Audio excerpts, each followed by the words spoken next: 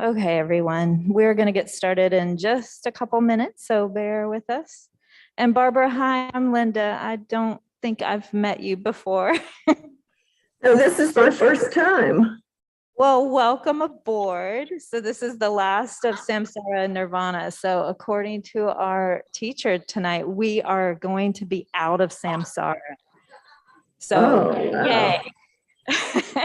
And then next we can start to develop bodhicitta in a couple more weeks. And so we've got Carmen, Tara, Kevin. Hi, Kevin. Giovanna, Sue, welcome everybody.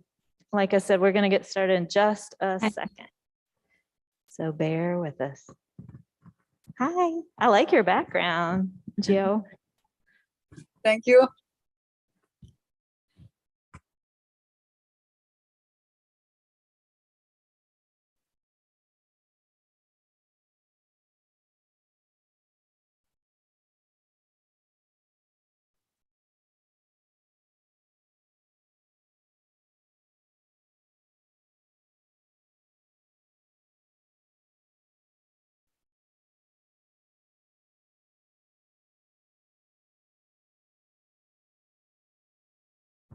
Nilly says hi. Yes, she's the one who got me signed up, so. Woohoo, yay.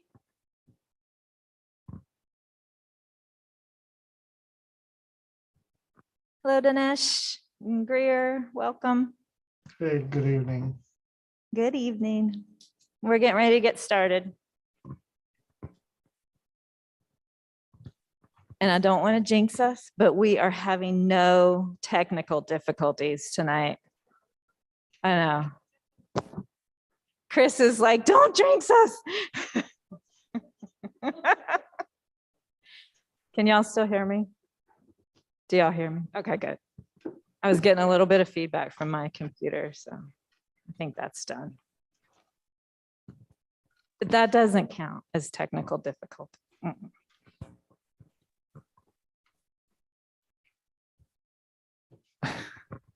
By the way, Barbara, I believe I know you. Yes, I believe I know you too. I thought that's where you were. I was like, wait a minute. Welcome. Are you still in Florida? I haven't seen you forever. Hi. Yeah, I know. Are you still in Florida? No, I'm in North Carolina. No way. Such a small world, isn't it? Well, how about that? Good to see you. Yeah, you too. Of all places to see you. New people. That's great. That's great. Couple.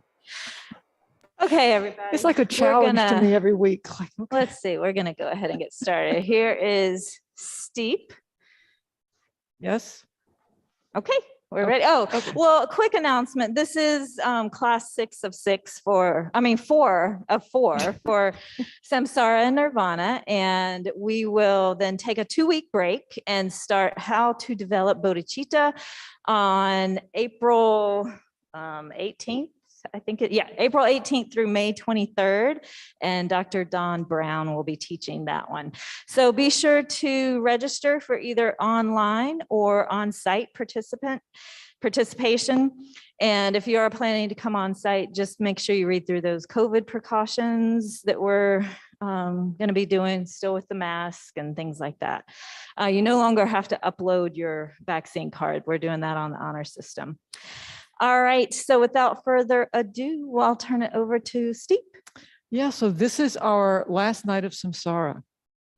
Wouldn't that be nice? And you know, there will be at some point, if we keep moving in the right direction, a last night or moment of Samsara. So just think about that, because it's, you know, it's not out of the question. Otherwise we wouldn't be here. Although there's not very many people in the Kadampa, just for folks at home to know. I used to give tests on the last class, but I'm not giving a test. I didn't even mention the word test, so I'm not sure what happened to everybody, but maybe they thought that was happening. So for those of you at home, how many of you is this your first class, first time showing up for Samsara and Nirvana class? Okay, One, at least I see one hand. Okay. So we're going to do some review anyway, but first we're going to set our intention, because that's what we do. We try to focus on our reason why we're here, and, start with yourself. Like, what is it that you're hoping to accomplish in this class and this night in particular?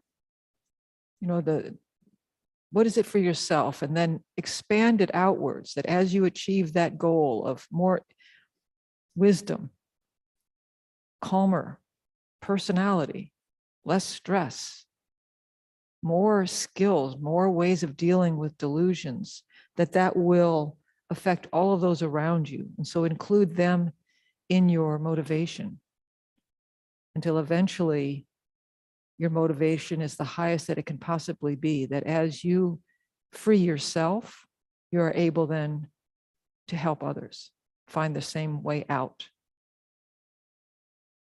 And then Linda's going to read the Refuge and Bodhicitta prayer 3 times.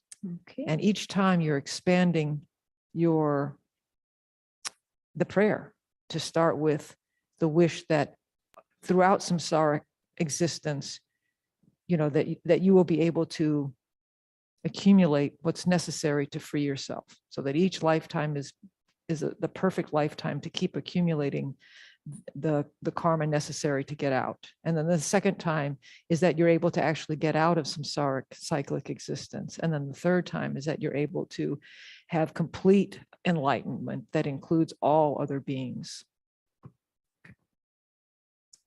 Okay. I go for refuge until I'm enlightened to the Buddha, the Dharma, and the Supreme Assembly. By the merits I create through listening to the Dharma, may I become a Buddha to benefit all sentient beings. I go for refuge until I'm enlightened to the Buddha, the Dharma, and the Supreme Assembly. By the merits I create through listening to the Dharma, may I become a Buddha to benefit all sentient beings. I go for refuge until I'm enlightened to the Buddha, the Dharma, and the Supreme Assembly. By the merits I create through listening to the Dharma, may I become a Buddha to benefit all sentient beings. Okay, and we're going to do a meditation, but I just first want to review a little bit, since we're not doing a test. But I want to go over some of the main points that we covered in this class. And one of the first ones was renunciation. That a lot of what the very way to get out of samsara is the gateway out of that after refuge is renunciation. And then we redefined renunciation. It sounds so austere. And the technical definition of renunciation is the aspiration wishing to attain liberation. Wishing to attain freedom from the continuous cycle of rebirth under the control of karma and delusions. So right now we're under the control of these seeds that we've planted throughout beginningless time. And we're going to talk about delusions in a minute. And so renunciation is actually the wish to attain liberation. We also talked about how it does not mean going away from the world, that we often think that renunciation means, okay, I can't go to the movies, I can't touch this, I can't eat that. And it doesn't mean going away from the world, it means knowing the world goes away. And so as you really realize that, you relate to everything in a much different way.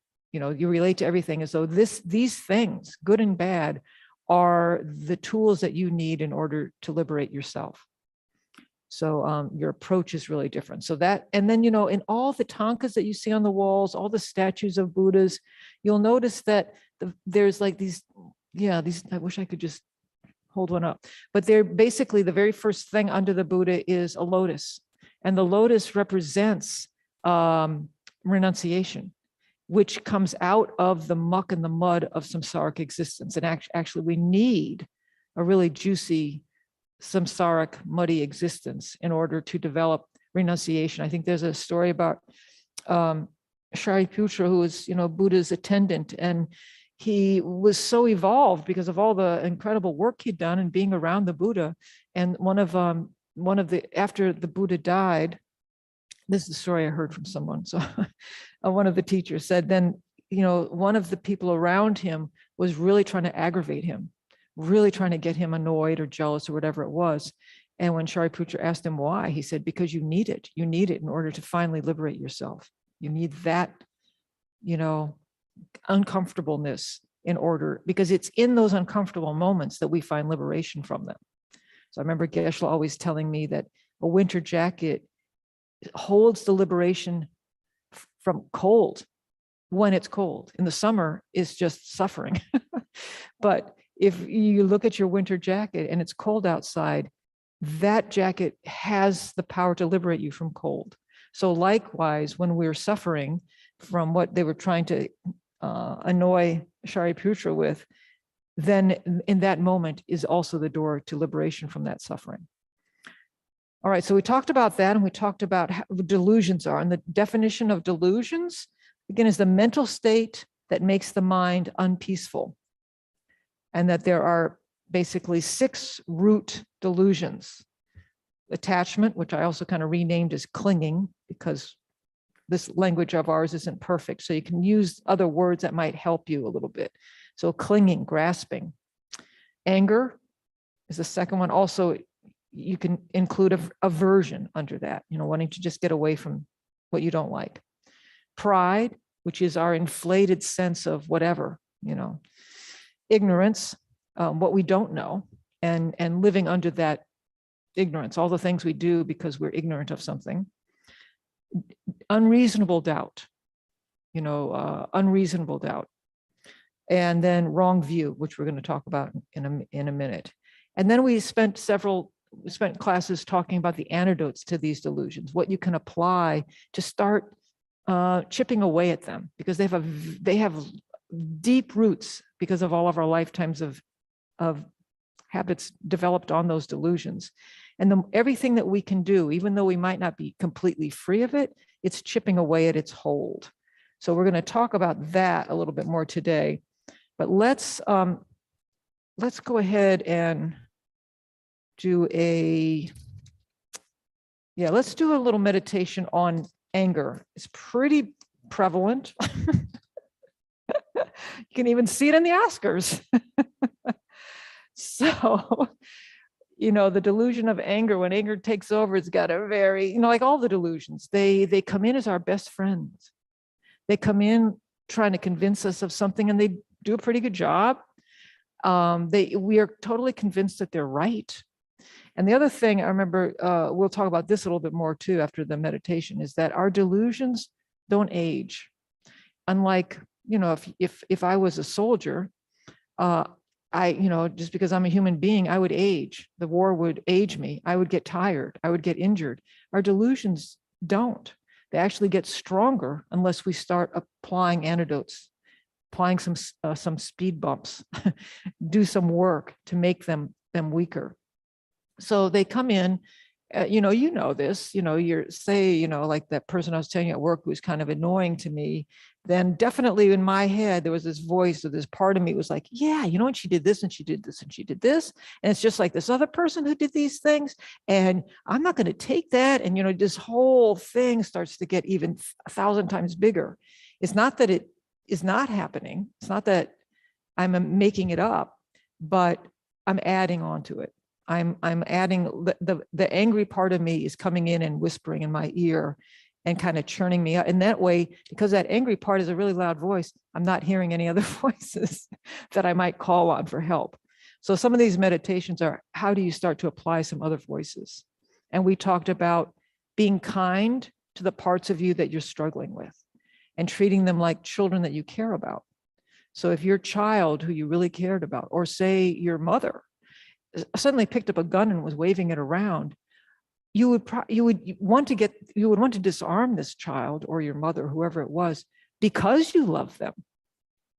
If it was a stranger, it might have some different feelings, but it's because you love this person that you would want to disarm them, and you would do what you could to disarm them. So in the same ways, we need to be gentle with ourselves as we try to disarm and reduce the power of our delusions. All right, so let's get into a comfortable, not too comfortable, but a proper meditative position. Check your posture. If you're sitting in a chair, make sure your feet are flat on the floor, facing forward.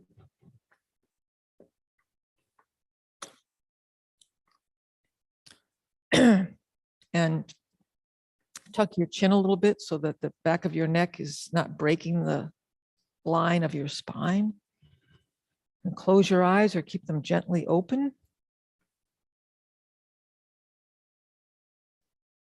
And again, take some deep breaths in and out and feel the weight of your body on your chair. Bring all of your awareness to the fact that you are here, wherever it is that you are. And become aware of the sensation of the breath flowing in and out. When distractions arise, notice them. They're helping you get stronger in your focus, but try not to engage them. Just gently bring your attention back to the breath.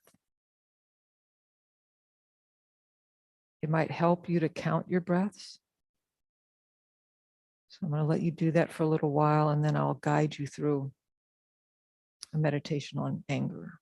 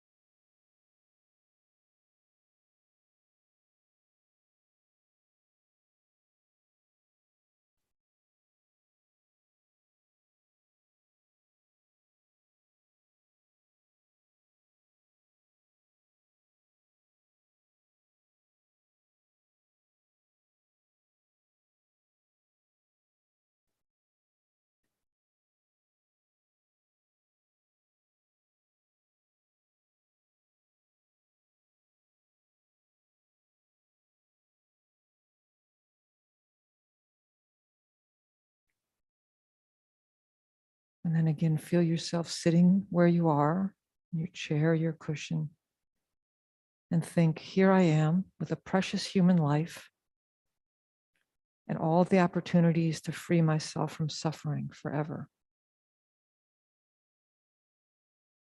Not only that, but if I use my life well, I'll create the conditions to attain enlightenment and become a source of perfect benefit for others.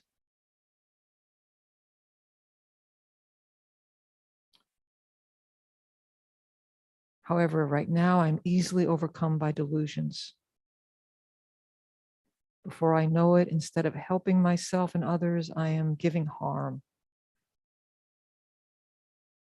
or I'm creating negative energy and seeds.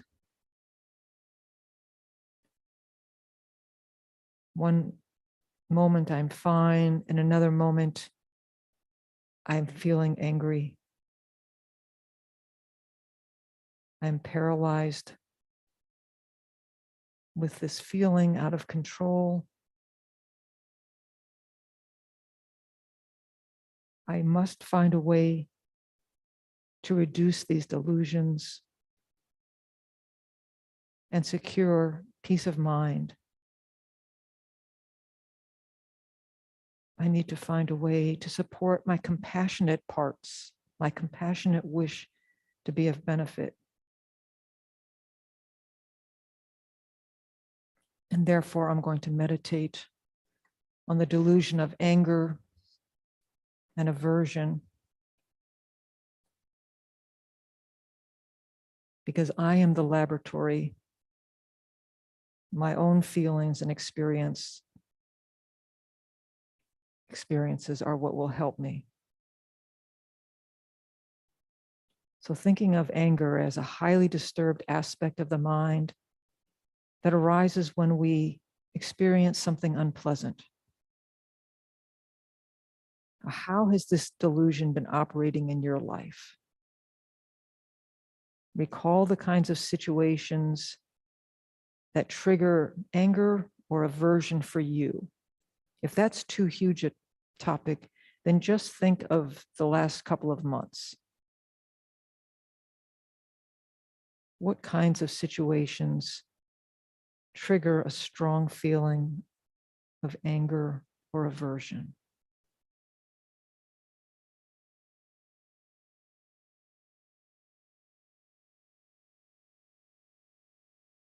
When this arises, what does anger feel like in your body?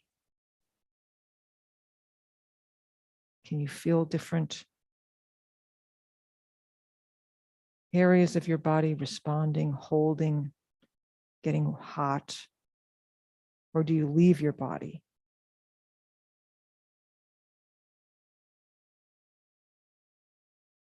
Awareness is always a good thing. So what does anger feel like in your mind when it arises?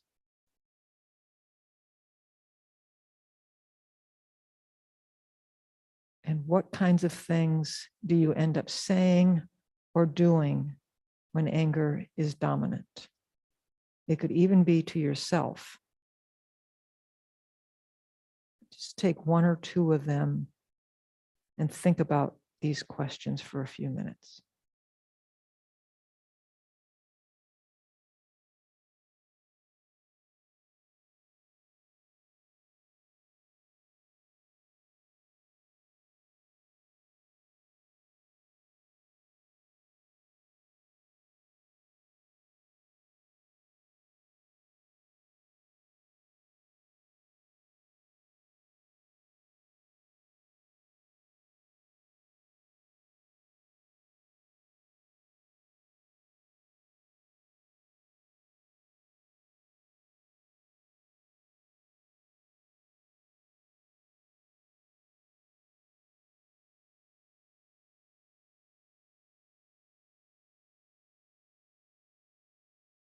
And what kinds of suffering have you experienced or created for yourself, as well as others, because of anger?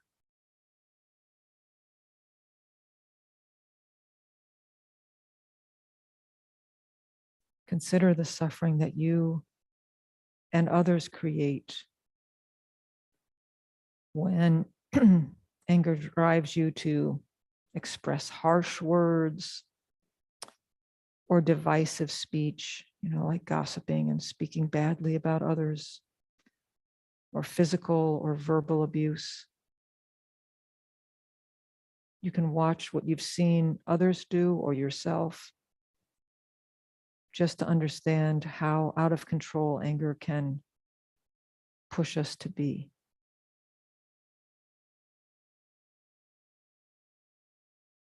Is it possible to be happy when you're angry? Is that happiness?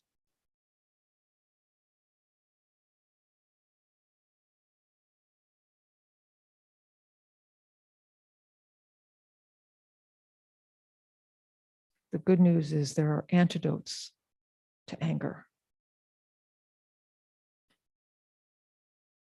And the traditional ones are to meditate on the shortcomings of samsara.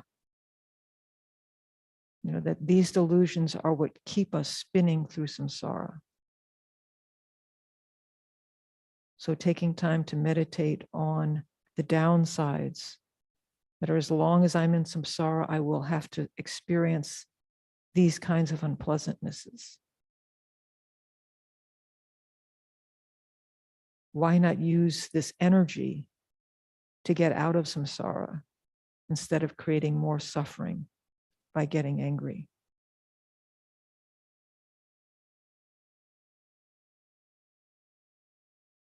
This helps our aspiration, our perseverance.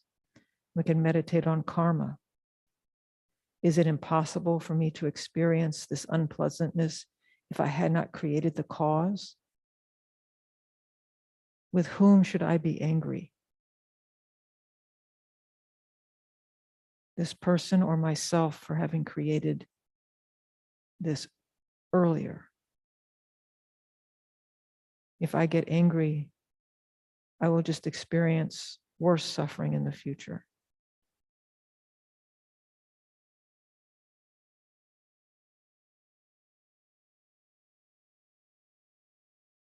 And there's a difference between getting angry and feeling unhappy about the situation. Anger is when that voice really takes over and you can hear nothing else. And then you're creating negative karma through your body, speech, or mind.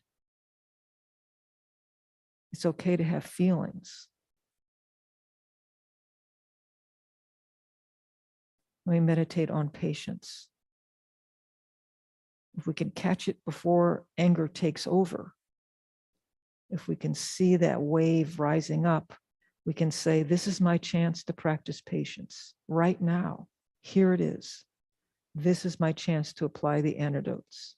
This is my teacher manifesting to help me so that I can expand my patience for myself and all those around me. I'm not going to waste this chance. We can meditate on compassion.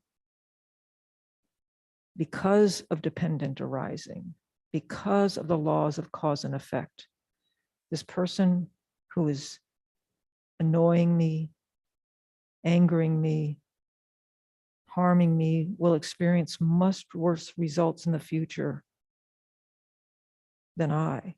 How can I be angry with them when they will only suffer terribly? They are completely possessed by the unpleasant parts of their mind.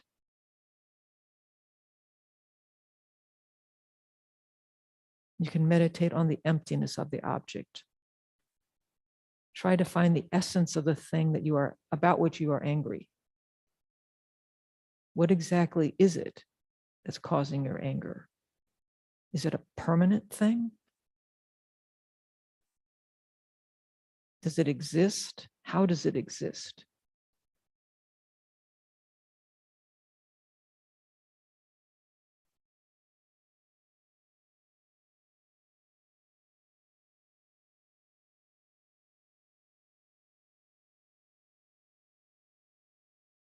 Okay, and then slowly open your eyes.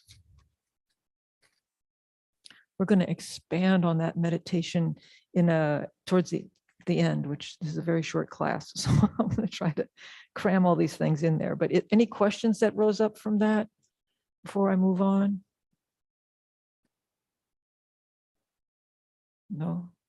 Okay.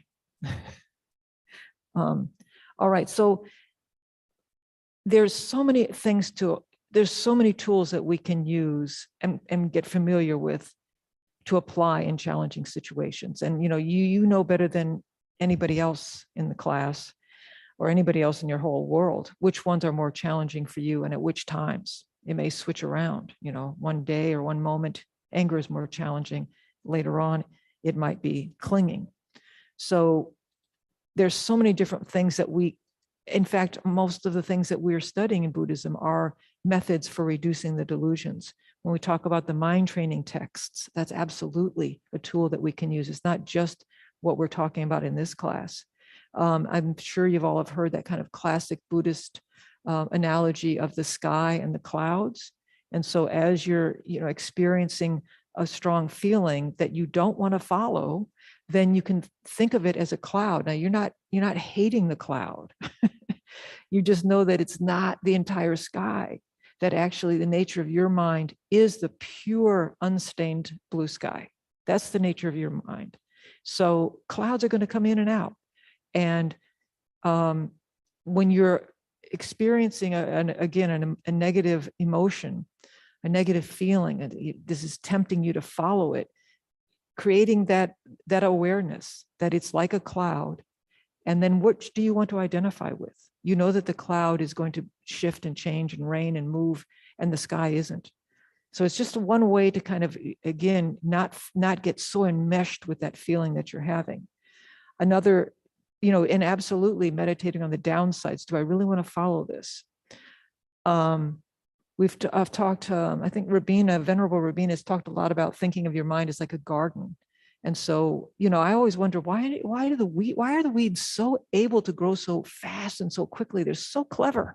They can send out a little shoot right under that piece of concrete and you can't really get it out by the root. But my plant that I love and paid all this money for and tend to like a little baby, it just doesn't do the same thing.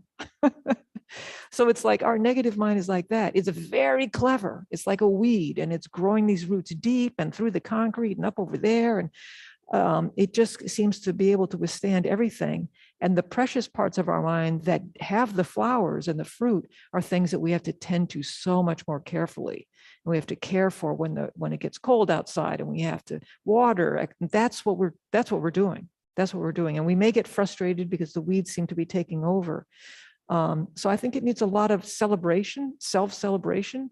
So I know I gave you all homework last time to think of something easy that you could start with, something you could have some guaranteed success with. So I also did this because I was like, okay, I'm talking about it. I got to do it. And when I'm late for work, I get like frazzled. I don't know. And then I'm mad at everybody on the road. So I was like, okay, this is an easy one because I really don't know them. You know, it's just, I'm not driving that long. I should be able to catch myself before I can feel that in my body where I'm now kind of frantic. And so I did. I caught myself all the time. And it felt so much better when I was like, wait a minute, I have an option here because I hadn't lost it, right?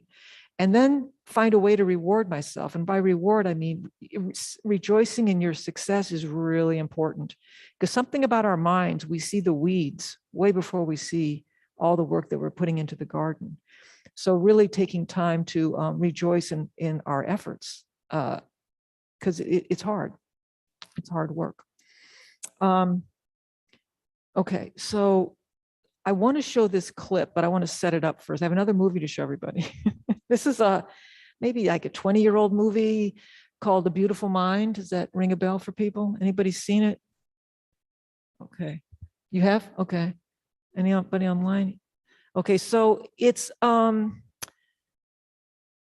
based on a true story about the mathematician named John Nash, who was a brilliant mathematician. He was the first mathematician, I believe, to win a Nobel Prize for science. And he contributed to what's called game theory, which is not about video games. It's really, I could extend there, but it's really about, I was reading this trying to get, because I'm not a mathematician, but it's really much more about, it's about economics and how if everybody's competing for the same thing, everybody's blocking each other and you can't achieve that goal. And then your second best choices are also not really readily available. So if you take what your self-interest and combine it with the group's self-interest, there's more likelihood that people will get enough of what they need. And that's also the heart of mediation, which is what I do. So anyway, that's just a little background because it sounded so dharmic when I was reading about it. So John Nash also suffered from schizophrenia. And it was at a time when there's not very much medication or help for people. And so part of the clip that we don't see is he was hospitalized earlier for this, and I think given shock treatment. And, it's, and again, there's nothing really they could do beyond that. So now he's married and has a young child. The thing is, in his mind, he sees three people external to him, and they're 100% real to him. These are his delusions. And one is a young girl. I think her name is Marcy. And I'm just saying that because he said something about her in the video clip that I want you to know. So Marcy is this young girl. Then there's like a man a little bit younger than him. And then there's a middle-aged man. And they're all telling him things, right? And it's 100% real to him, just like our delusions are. Just like when I said, we all have different levels of dementia.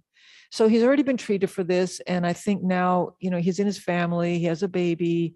I think his wife feels like everything's fine. And when we're going to come into this clip, she's hearing some noises coming from this shed in the backyard where he has a workshop. And so then this is kind of the climax of when he realizes that he is having delusions, because she's been trying to help him understand that these three people don't actually exist, that they are his mind. They exist, but not to everybody else in the world. And they, like our delusions, are whispering to him about what to do and wreaking havoc in his life. So it's just like a 5-minute clip, and then we can talk about that.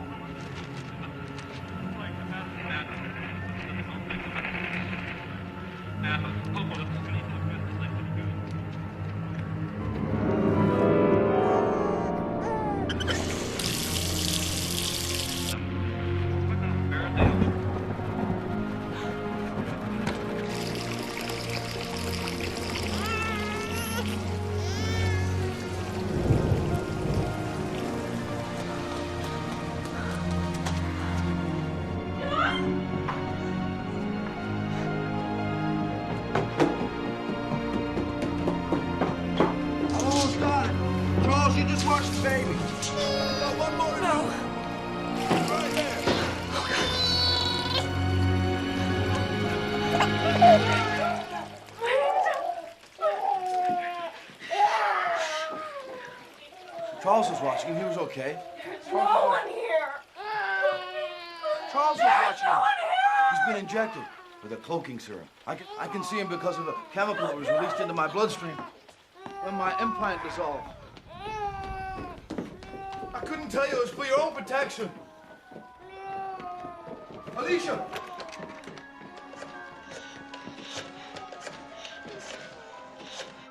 No.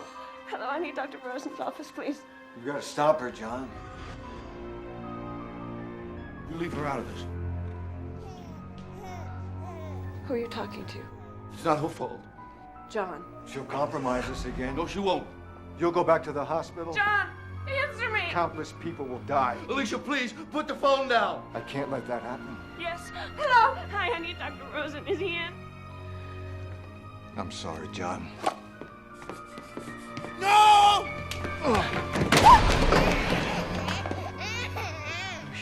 You know what you have to do, Nash.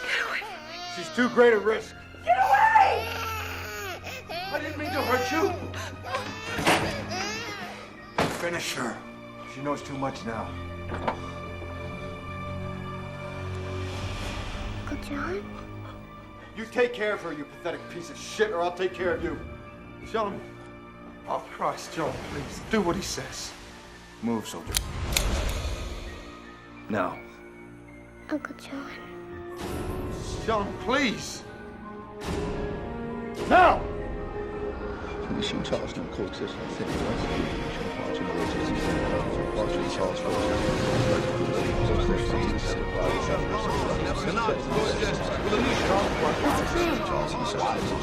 Charles was watching him. with Alicia. I understand.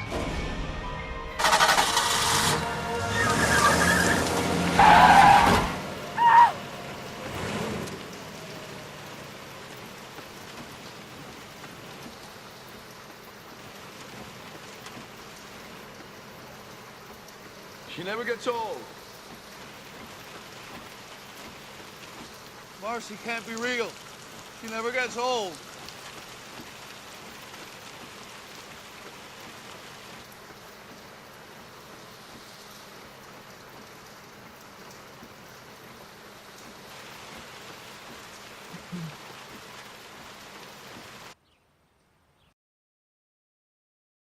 So, am I on?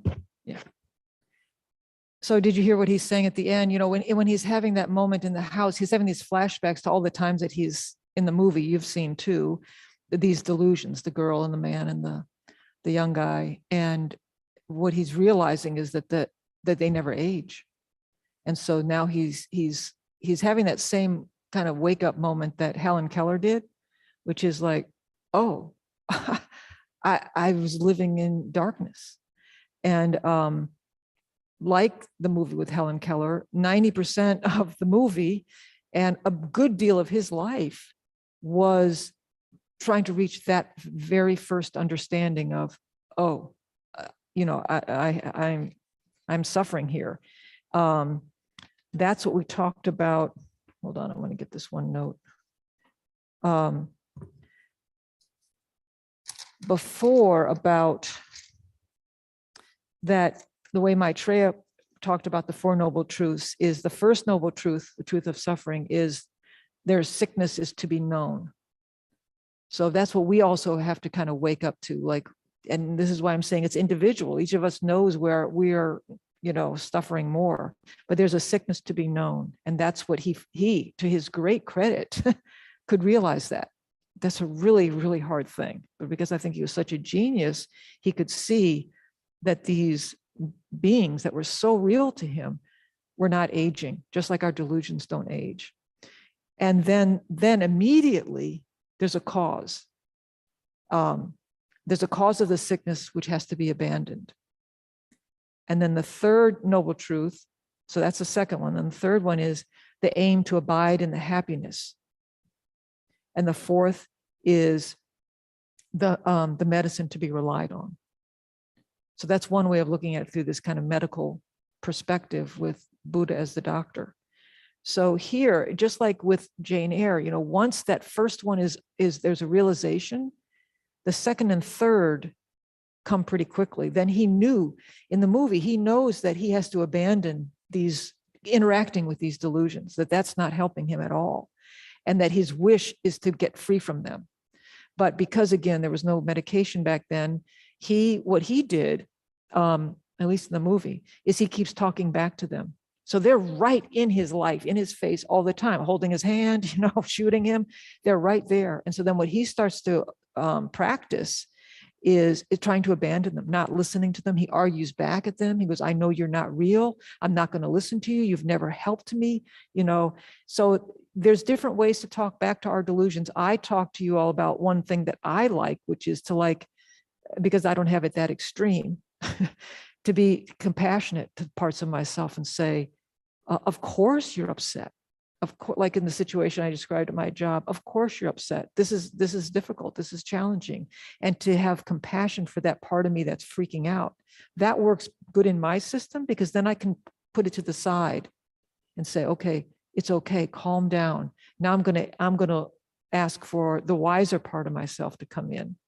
For John, he fought back against them. And eventually what you see in the movie is instead of being right here in his life, they're like half a block away. They're still there. And some days he has to fight harder with them, but they're not involved in every little part of his life anymore. So I found that hugely inspirational. And, you start to see Dharma everywhere. So like that, we need to find different antidotes that work for us. So I want to get us back into our meditation.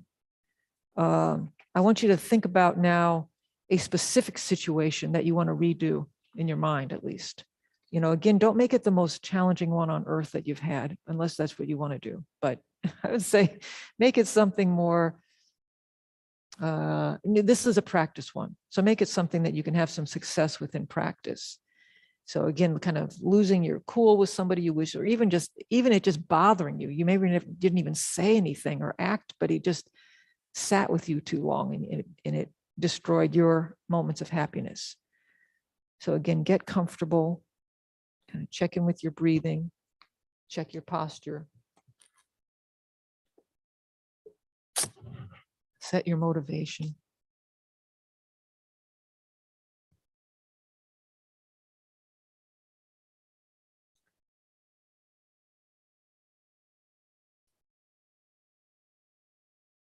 And then go back into the moment that you would like to redo. And take a look at it as though it's a movie you're visiting, 3D movie you're visiting. And feel your body in that situation. Were you in your body? Or were you disembodied? If you're in your body, where were you feeling this anger, this annoyance? Just feel physically what was going on.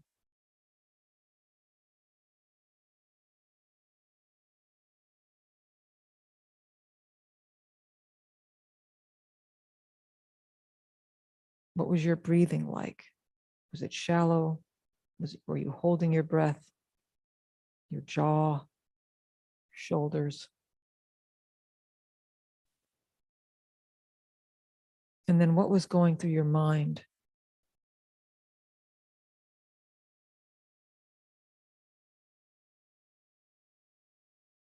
What messages did you hear?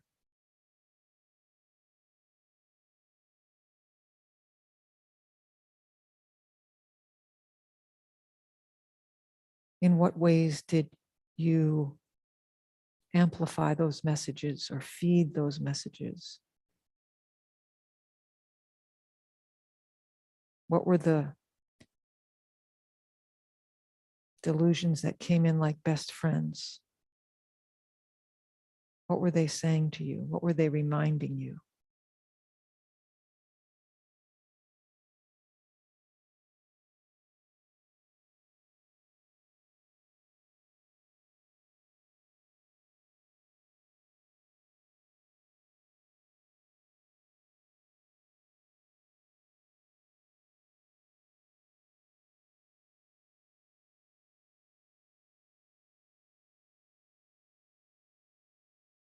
And now kind of rewind to the beginning of that event. And see if this time as you play it forward, you can see as the wave starts to rise up in you, the thoughts, the feelings, before they take over. See if you can notice, oh yeah, this is what's happening in my body. These are the thoughts that are coming in. Here is my chance to apply an antidote.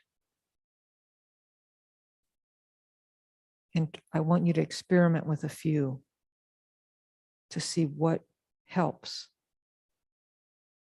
You're not dismissing your feelings. You're challenging the truth of them.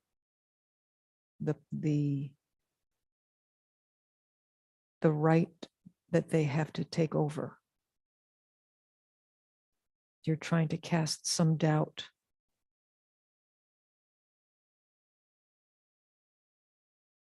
It's a balancing act. So you're trying to put more in the other side now. So take a few minutes to see what works best. Meditating on emptiness, on patience, compassion, arguing back.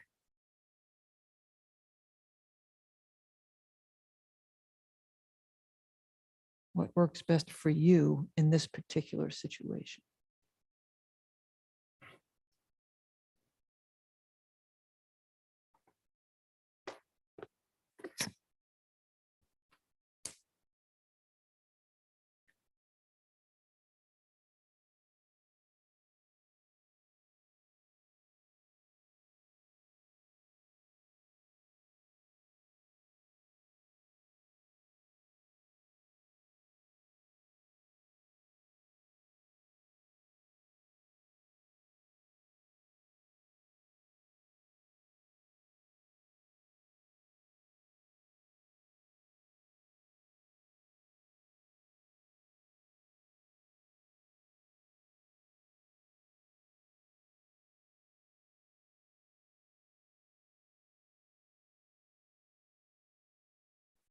And then slowly come back to the present moment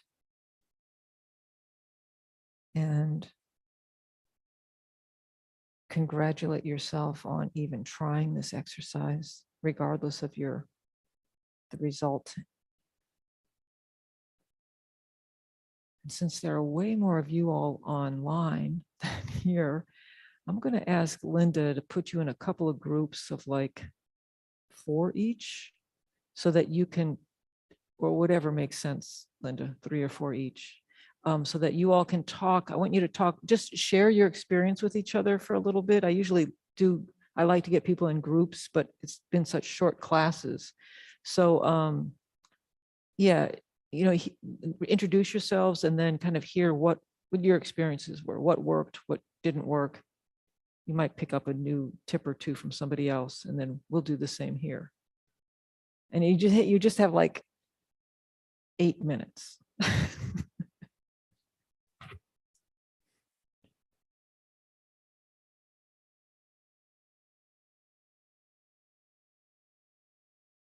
And you'll have to unmute yourself when you get in your group. All right. Okay, so we are a group of 4, 5. Anything you want to share? Any thoughts? What worked?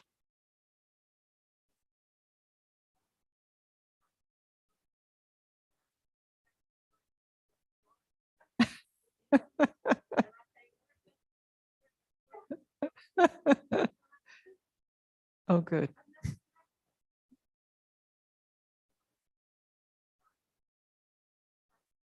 Oh.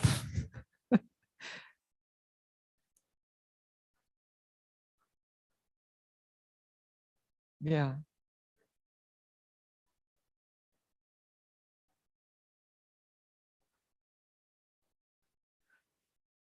Yeah.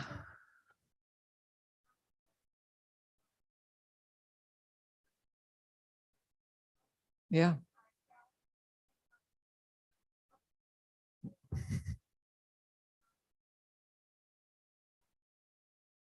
Yeah.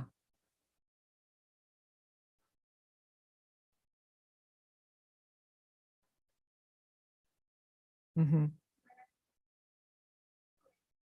Right.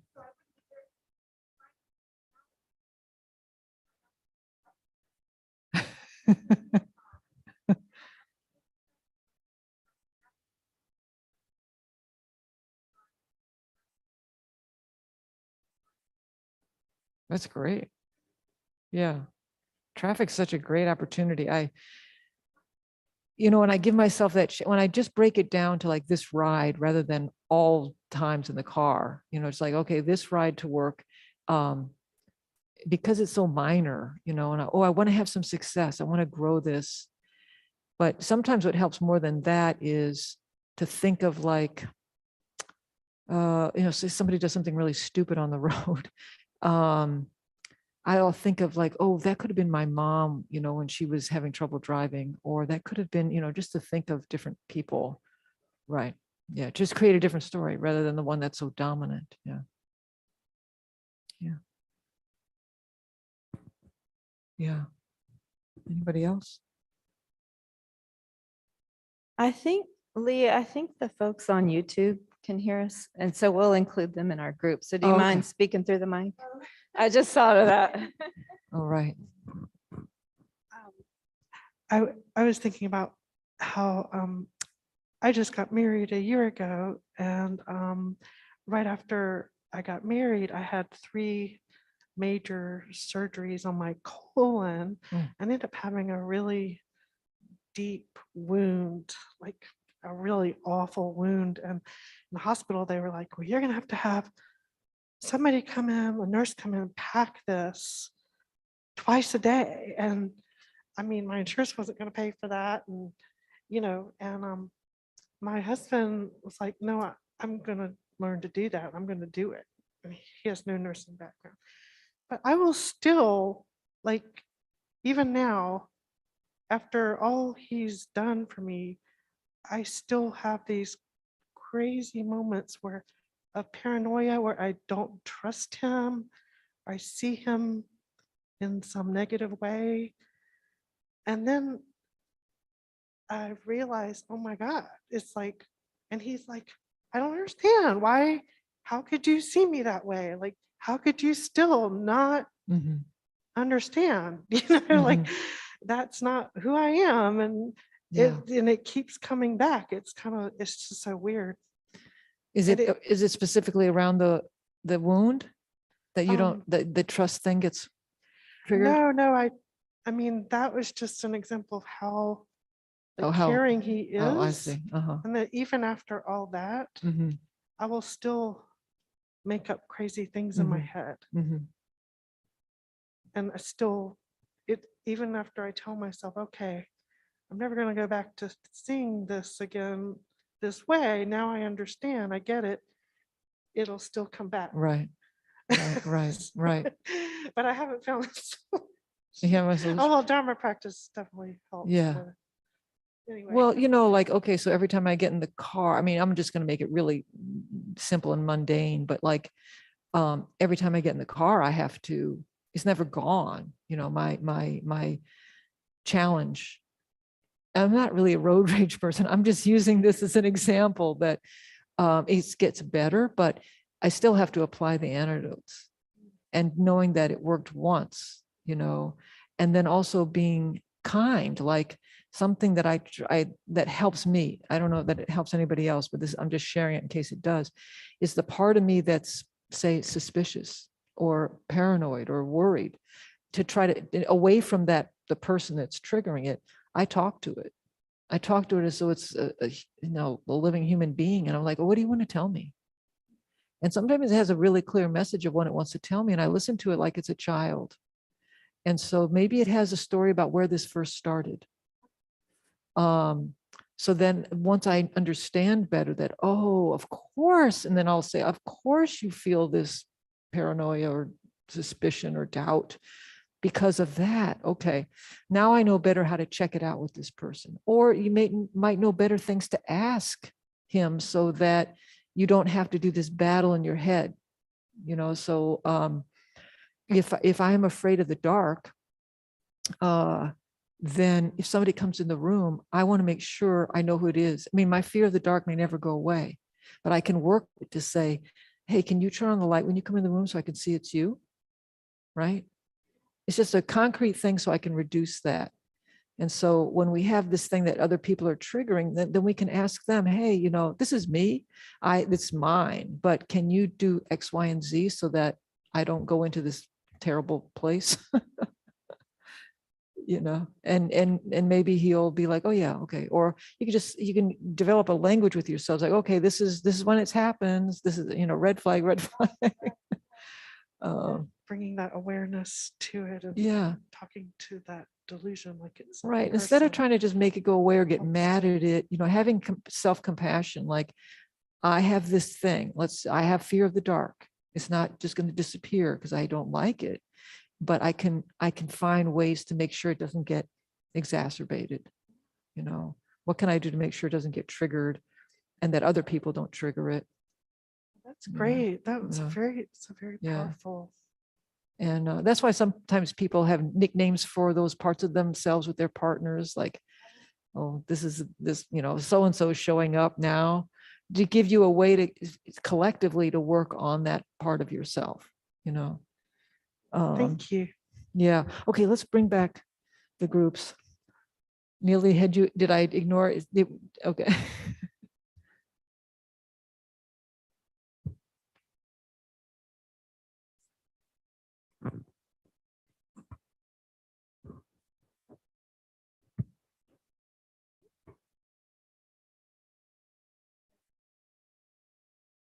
Okay. Yeah, they can click to come back earlier if they want. So I'm going to give them like, yeah, they're busy. Yeah, it's hard to get all that in 8 minutes.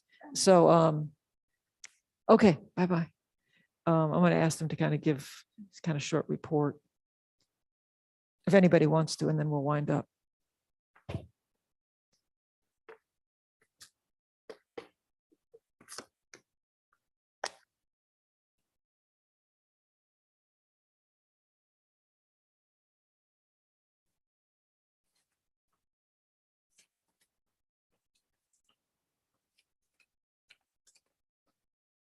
All right. Well, thank you, everybody, for letting us put you in breakout rooms. Anybody want to report briefly on if that was helpful? It was? Okay. We also had a helpful conversation here. I see one person saying yes. Anything you want to share with the bunch of us?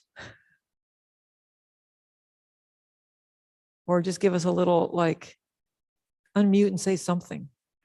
It's so weird talking to a bunch of boxes. Oh, nobody's going to? Hi, this is Nico. Hey, Nico. Hi. So we had a range of situations, from recent daily to very old experiences, to just basically how these feelings arise within our bodies. Um,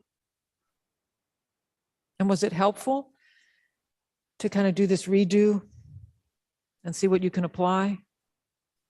I think so, yes.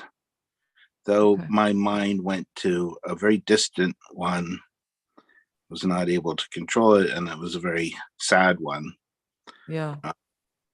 for which I have deep regret. Yeah. So I don't know if it stayed in the parameters of the exercise, but sometimes you can't control that. But Right. Well, also maybe you know that that's the one that you want to practice towards a redo. And sometimes like these are, I think even it's okay, like some of the ones that I do, I'll call in because it's my imagination now. So when I do a redo, I can call somebody in and help me in that moment. You know, I can call in the Dalai Lama, come and help me with this. What can I do differently here?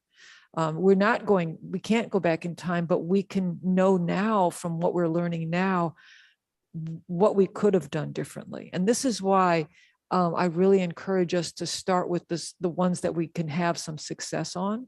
right. And then even in our imagination, we could go back and because the good thing about regret is that it builds this promise not to repeat.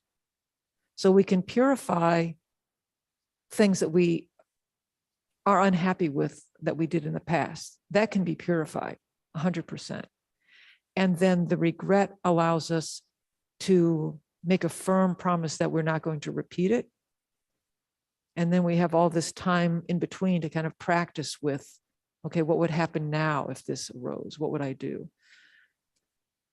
So that's the point that I want to kind of leave you all with, is that, we can find things every day to build these muscles and practice with, so that when the really hard ones arise, we'll have more tools. In my job, sometimes I'm referring survivors of domestic violence to an agency where they can get what's called a safety plan, so that if a worst case scenario arises, they can be safe and they can get to safety. And I would say it's kind of like that with our minds, like we need to also create our own safety plan for when our delusions arise. Where's the escape? And, in the worst case scenario, we just buy time. So like if I was Will Smith and I could go back in time, I would have walked out of the theater, just walk out, just get away from what is stirring up all of this negativity. There's nothing wrong with buying yourself time. If you've caught it early enough, then you can apply all kinds of antidotes. But if it's taken over, now you need to kind of remove yourself, if possible. So, we know ourselves, we know which things we need safety plans for. And we have some time to kind of try to prepare. And, I know people who say, look, if I text you this, can you remind me of that? We can ask each other for help. And just don't give up, and don't doubt that what you are doing, even if you relapse, is making a huge difference. It's making a huge difference for yourself and others. So let's take a minute to rejoice in all the effort. Like, how many other people in North Carolina tonight are sitting around talking about this topic, talking about their delusions and samsara and how to get out and how to help others get out. And so that alone you can rejoice in, that you're spending this hour on a Monday night diving into difficult territory and doing the work. And that all of your efforts of body, speech, and mind to get here or get connected and to share with each other in groups and to think about this topic and to work on it and make progress is they're seeds that you've created, very positive, virtuous seeds. And dedicating them means that you are directing how they're going to bear fruit. I've talked before about you can join them with the merits and the seeds of all the holy beings, all the incredibly generous people on this planet. You can join your merit with theirs so that it just magnifies.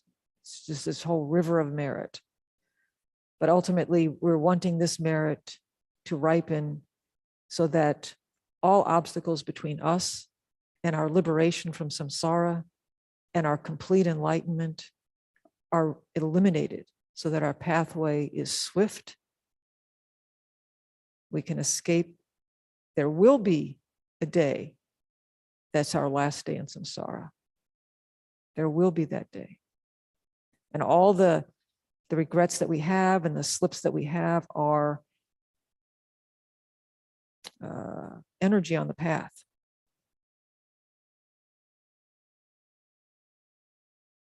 You know, it's not an accident that we are studying this material, that we have a center to go to, that we have a teacher who's very qualified to help us. And so rejoicing in the fact that we created these conditions and our efforts tonight, let's dedicate this merit and say the verses, Shantideva verses on page something or other. 32 or 34. And it's just a way to, again, kind of focus what we are dedicating this towards.